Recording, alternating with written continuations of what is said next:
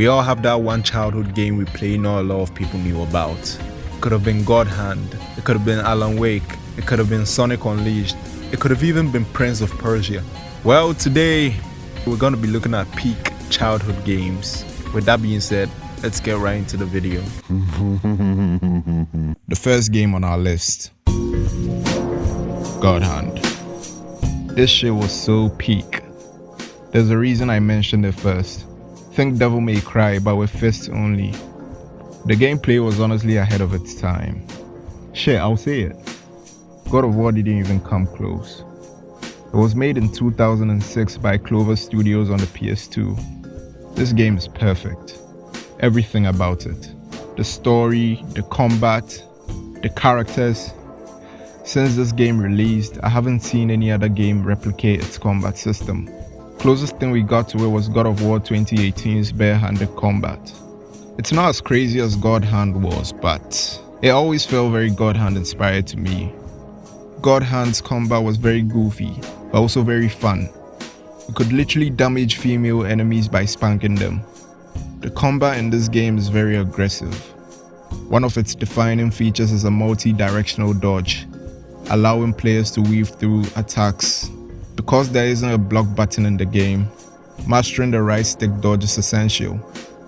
You can backflip, sidestep, and duck, all with the right stick. Enemy attacks are very calculated, so you actually have to time that shit. You can't just be flicking your stick willy-nilly. Now let's talk about pummels and stuns. Stuns happen when you beat an enemy's ass so bad it triggers a dizzy state. You will deadass see stars floating on top of their head. Once an enemy is dizzy, you can perform a pummel on them. The best way I can explain pummels is, you know when you're playing God of War and the triangle button pops up on top of the enemy's head? Yeah, those are basically what pummels are. There are many different types of pummels, but the specific pummel animation you get depends entirely on the type of enemy you are fighting. Some of the few ones I remember are 100 fists, spanking, and stomping. And I think there was one where you would jack the enemy. There's also a mechanic called the roulette wheel, which is another part of the combat system. It lets you slow down time while fighting enemies to select from a list of unblockable special attacks. To activate it, you open the wheel by pressing R1. Then a circular menu pops up at the side of your screen, displaying your special attacks. You don't really have to worry about getting hit because you're completely invisible to attacks when the wheel is open, which is a bit much in my opinion. The wheel already slows down time, so being invisible seems a bit too much. There's a timer on the wheel, so if you take too long picking a move, the wheel closes and you get nothing. And if you were thinking you could spam that shit all the time, no, the wheel costs orbs, which you get by breaking crates. Kind of like how you get that red stuff in God of War when you open chests. And I almost forgot to mention, you can buy new roulette moves at a shop, but the maximum amount you can keep in the wheel is 10. But the shop isn't always available to you. It's kinda like the merchant in Resident Evil games. You see them at different stages of the game, so you could switch them out anytime you are at the shop. And before we move on, the wheel has other advantages besides dealing massive damage, which I'll quickly run through. For example, shockwaves, which clear out groups of enemies surrounding you. Home run, which launches regular enemies out of the map for an insta-kill. And enlightenment, which gives you hyper speed, temporary invisibility, and restores your health bar. Now for the last part of the combat system, the God Hand. You know that shit is broken if it's named after the game. It's basically Spartan Rage, or should I say, God Hand Rage. Pressing R2 transforms your arm into the God Arm, making you invisible to enemy attacks, and increasing your speed and damage for a short period of time. That's really all there is to the combat. It really shows you how broken the main character is. He will definitely give Kratos a hard time if they ever fought. Now you're probably wondering, who is this main character? Well, let's move on to the story of God Hand. The story follows our main protagonist, Jean. Jean got a god hand when he saw a group of thugs picking on a girl named Olivia. He steps in to save her, but he gets his ass beat. As punishment for trying to save Olivia, the thugs cut off his right arm and leave him for dead.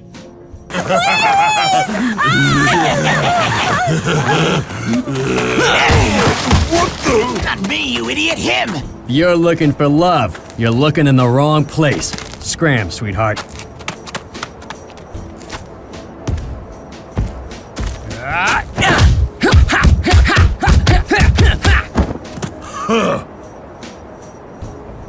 What do the five fingers say to the face?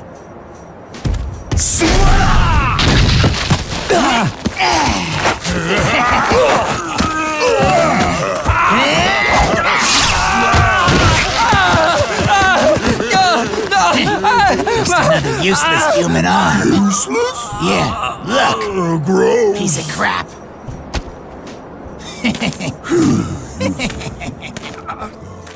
To save his life, Olivia attaches a sacred artifact to his shoulder.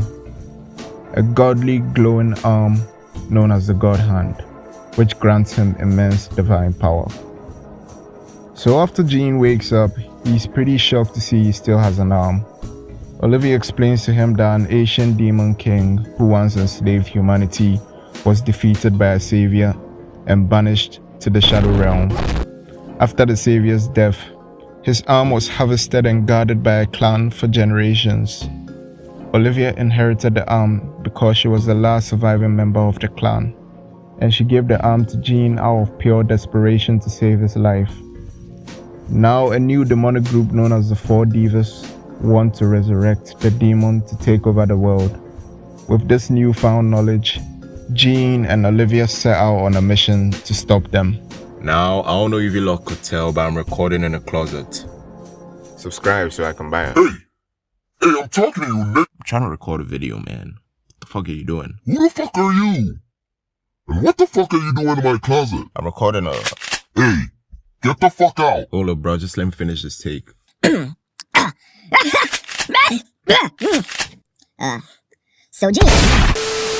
So right after Olivia tells Jean everything, he tests out his new arm, fighting his way through low-ranking thugs and demons.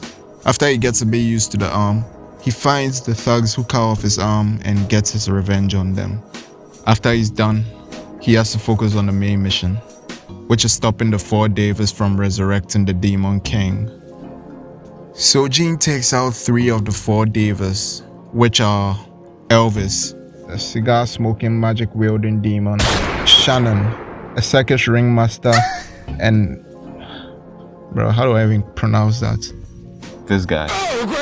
So moving on, Jean finally reaches the Tower of the Demon to face the final and most powerful member of the Four Divas, Azel. Ah, Olivia. My newly wedded wife. Boy, if you... Now here's a plot twist.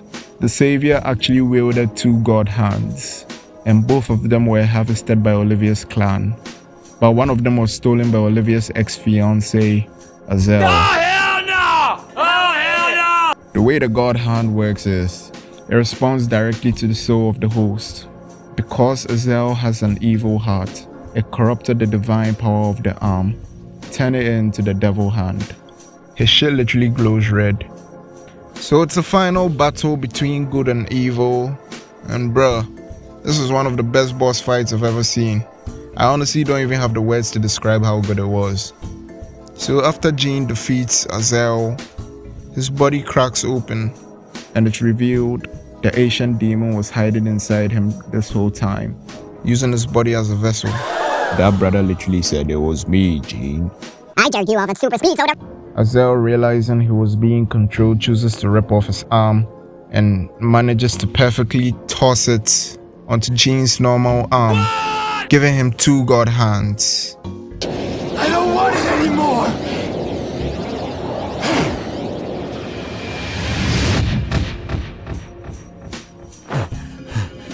Amazing. So this is their true power. So with both divine arms, Jean easily defeats the awakened demon lord and saves the world, and everyone lives happily ever after. 今天看齐，墙上写着秦香莲的32岁了，转个当朝，驸马郎的齐君王啊，满皇上的会2岁了，转个当朝。今天看齐，墙上写着秦香莲的30。To sum up the character of Jean, he is a regular lazy guy who was given the power of a god. He hates the responsibility of it, but still does the right thing when he needs to. His combat style mirrors his personality perfectly. His character was definitely somewhat inspired by Leon S. Kennedy. Even when facing the literal devil, this man would still be cracking jokes. Sorry I woke you. Don't worry, I'll tuck you back into bed.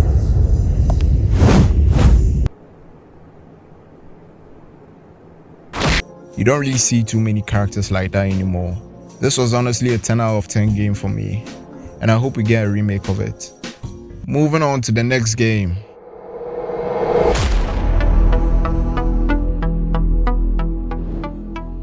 Honestly, I don't think a lot of people knew they made a game about the Warriors. Considering it was made by Rockstar, you would think a lot more people would have heard about it. Whenever I would mention the Warriors to anyone, they would always think I was talking about the movie or the basketball team. It honestly surprised me how little people knew of this game. It came out in 2005, so you could make the argument it got overshadowed by games like God of War or Resident Evil 4. But bruh, this is Rockstar Games we're talking about. Arguably the biggest gaming studio of all time. Maybe they weren't at the time. I wouldn't really know because I was a kid. But it still irks me to this day how this game wasn't really known by a lot of people. The Warriors was so peak. Dare I say, my favorite Rockstar game of all time. Even looking at the loading screen gives me butterflies. For those of you who don't know, the game is a prequel to the movie. So if you were a fan of the movie and want to know everything that happened before, I would suggest playing the game. I myself need to go back to the game cause I recently found out it was a prequel to the movie. And it honestly wasn't too long ago I watched the movie. You know, Rockstar Games actually partnered with the creators of the film to ensure it felt authentic. It was definitely a bold move by the film producers, but it allowed players to get more backstory on characters who died way too early in the film. And we got most of the original actors to voice their characters. So the game opens 3 months before the events of the movie. Before the Warriors, Cleon and Vermin were originally part of a gang called the Destroyers in Coney Island, led by a man named Virgil. Now Virgil here was sort of a crackhead, so for some reason he believed Cleon was trying to overthrow him as leader of the Destroyers. So Virgil decided to have them killed. His plan was basically to have Cleon and Vermin deliver fake drugs to a motorcycle gang called the Satan's Mothers. Where's Virgil? He ain't here. I'm doing this. I don't like last-minute changes. Give me that bag. You got the money?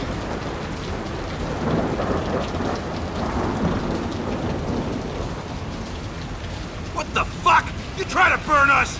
No one pulls this shit on the mother. Hey man, we were just supposed to bring the shit. Get those fucking stakes! Into the warehouse! Get Let's go! Go get them! So they try to kill Cleon and Vermin, but they fight their way out. They're pretty pissed at Virgil after that scuffle. That very night, they break away from the Destroyers to form the Warriors. They start by recruiting members like Swan and Cowboy through gang brawls, Ajax and Snow through street boxing, Coochie tracks down a cult to prove his worth, and Rembrandt, who had to graffiti another gang's territory with the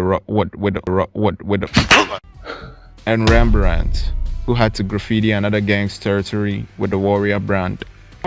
Now that the gang is formed, they need to show everyone that they're standing on business. So they find the weakest gang they know and they wreck their base, so all the gangs know there's a new kid on the block. But it's not enough. To completely rule Coney Island, the gang needs to take out the big dogs, the Destroyers, Cleon and Vermin's old gang. The Warriors bend down and destroy the Destroyers' hangout permanently, dismantling the group and making the Warriors the new big dogs of Coney Island. With Coney Island now secured, the Warriors start expanding across New York to grow their street cred. They tag their logo on every wall, every rooftop, every car. At this point of the game, the Warriors have proven themselves to be an elite gang in New York. One night, they get an invitation from Cyrus. He's like the Michael Jordan of all the gangs in New York. He invites them to a... what do I even call this? GangCon. It's an event where all the biggest gangs have a massive truce meeting in the Bronx, organized by Cyrus. Cyrus meeting is on and we're invited. The Saracens must have put in a word for us with the riffs. Round up our chosen delegates and meet me on the platform. If anything happens out there, you got command, Swan. So Cyrus is giving all the gangs a traditional thank you for coming speech, and he gets shot.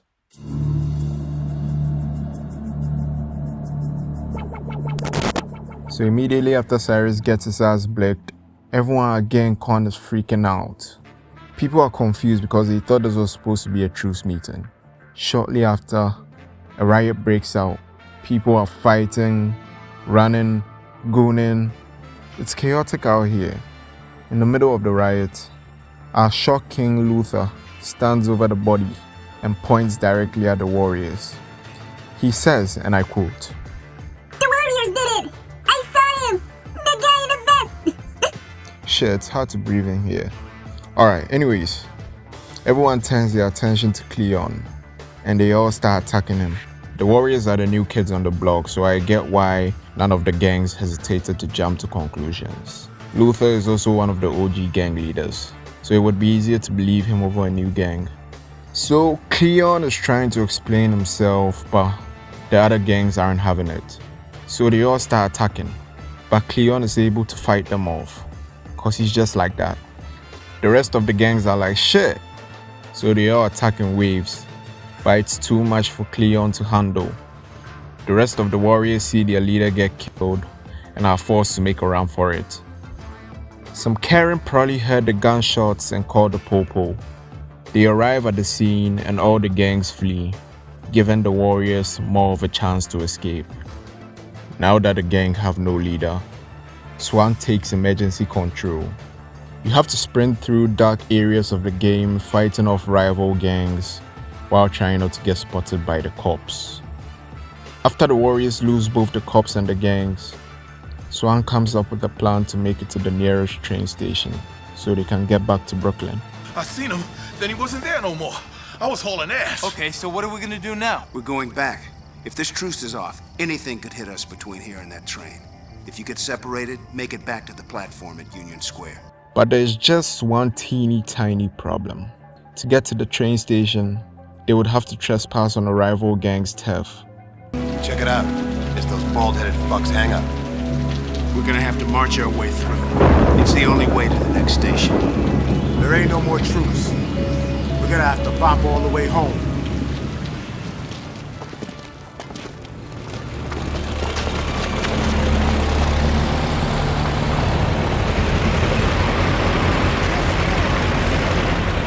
Realizing they were getting outnumbered, Swan orders the crew to stop fighting and start running. What kind of chicken shit crap is this? Yeah, come on, man. We're here. What are we waiting for? A train would help. Unless you want to go up there and get japped on an open platform. Bullshit, man. There ain't nobody on the streets. He's right. We're acting like... Just keep talking.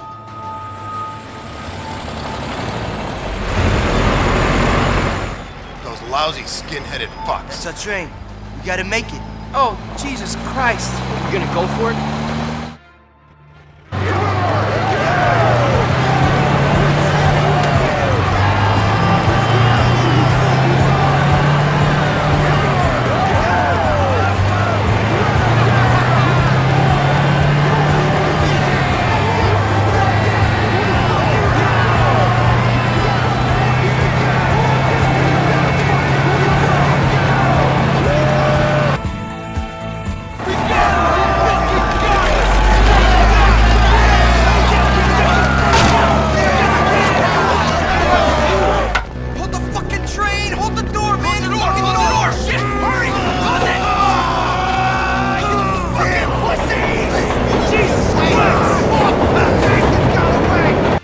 so the warriors are able to escape the Rangers. The mission ends with the warriors getting on a train and safely getting away from the Bronx. But then, their train breaks down.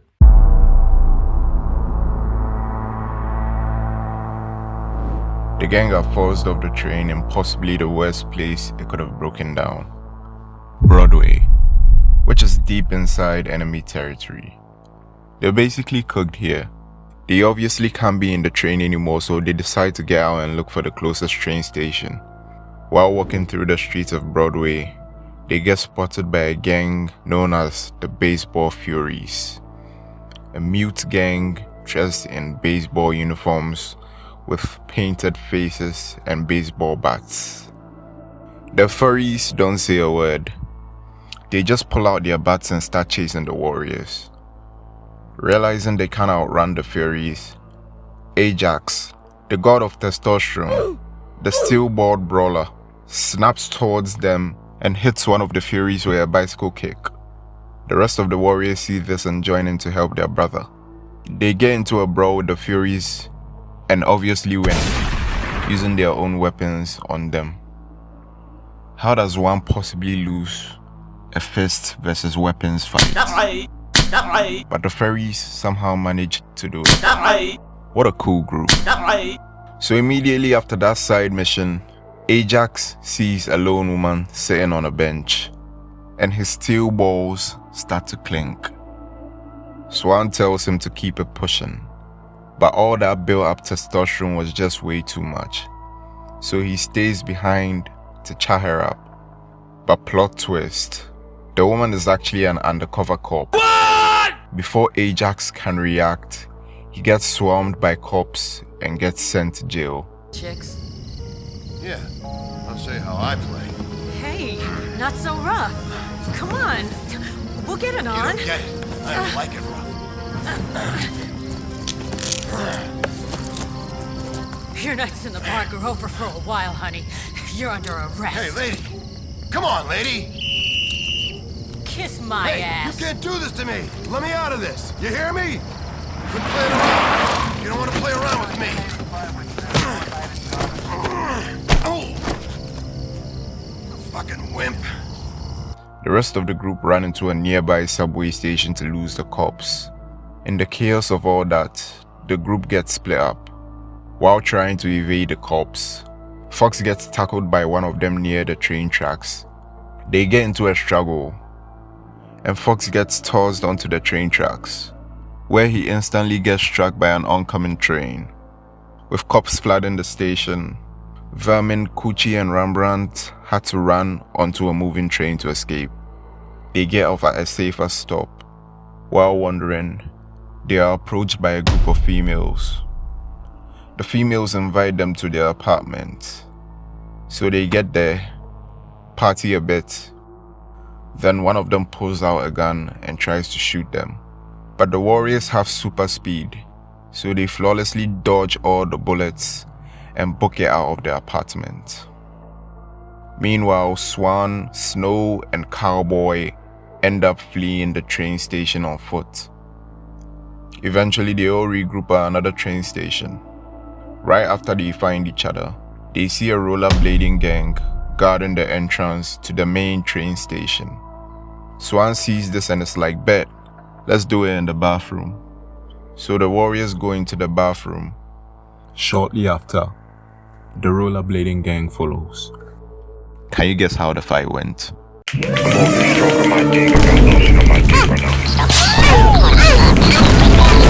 Even though the rollerblading gang are stupid as fuck, this was still one of the best fights in the game. With the rival gang defeated, the warriors are finally able to board a train to Coney Island.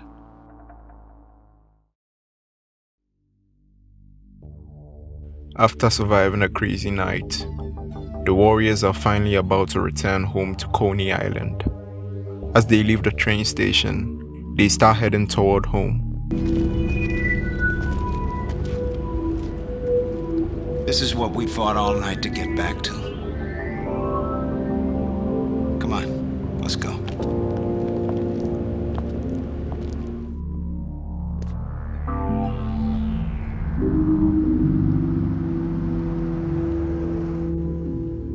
So they are walking through the beaches of Coney Island.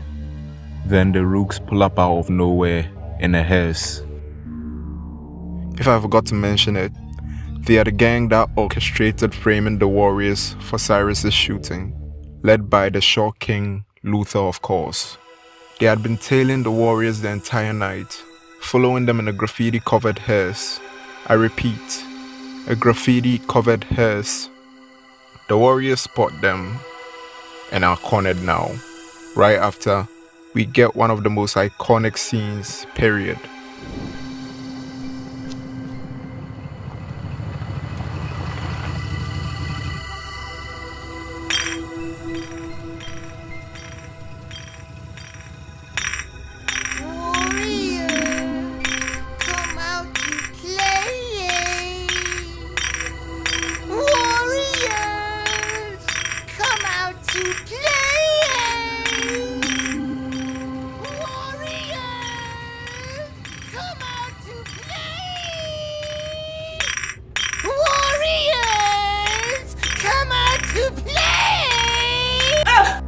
So Swan, being the giga chad he is, steps out, balls blowing in the wind and all, and gives Luther the 100-yard death stare.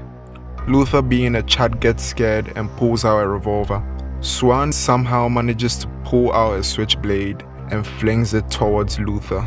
Just as Luther pulls the trigger, the bullet misses Swan and the switchblade strikes Luther square in the lateral epicondyle. From me!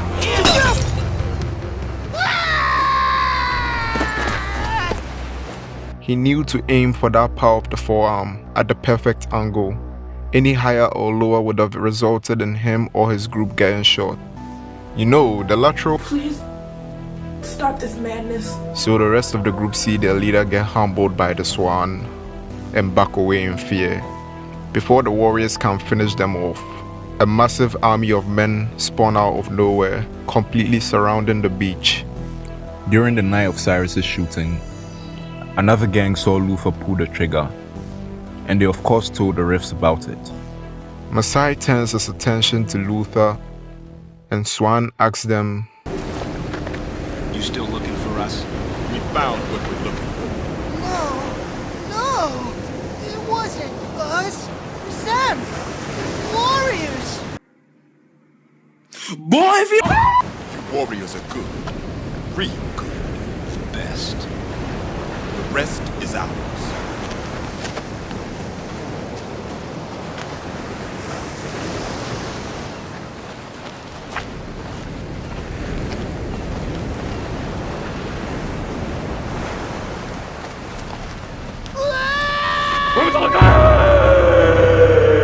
The Warriors turn their backs and walk away like the dogs they are, clearing their name and having successfully defended their turf. The Warriors' gameplay is not as crazy as God Hand was, but it was still very fun. The core combat features your typical brawling, which includes light attacks, heavy attacks, and charged attacks. You are also able to pick up weapons like baseball bats, pipes, glass bottles, and bricks. Finally, there's a rage mode. I don't think I really have to go too much into it. It's basically your normal rage mode. Now moving on to the squad mechanics. I think I explained a bit of it, but they are commands you give to other members of the gang. You can order your squad to wreck an area, scatter, and a few ones I'll probably put in the video. There's also a loot mechanic. I'll put it on the screen so you see how it looks like.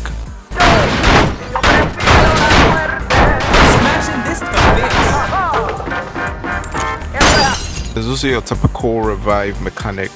You can revive teammates by using drugs bought from street dealers, or you can use them on yourself to get your health back up. Other extra mechanics this game has is mugging, which allows you to basically rob a civilian and other gang members for cash. You could even do it to your own gang members. And how is that even a possibility, to rob your own gang members? You know, I found that a bit weird, but it is what it is. Moving on, there's also a lock picking and hot wiring mechanic, which allows you to break into shops and steal car parts to sell to fences. finally, the graffiti mechanic, which is pretty self-explanatory. You use the analog stick to trace patterns of the warrior logo on walls. And that's pretty much it for the mechanics. Most modern games don't have mechanics like this anymore. When was the last time you saw a lock picking or graffiti mechanic in a game? Exactly. It's the little things like this that make me love games like The Warriors. It wasn't scared to introduce never seen before mechanics. And that was what made it so special. If you want to see a part 2 of this video or have any other video ideas, let me know in the comments. Even though this video took hella long to make, I still really enjoyed making it. Don't forget to like and subscribe for more content. And thank you for watching. See you guys in the next one.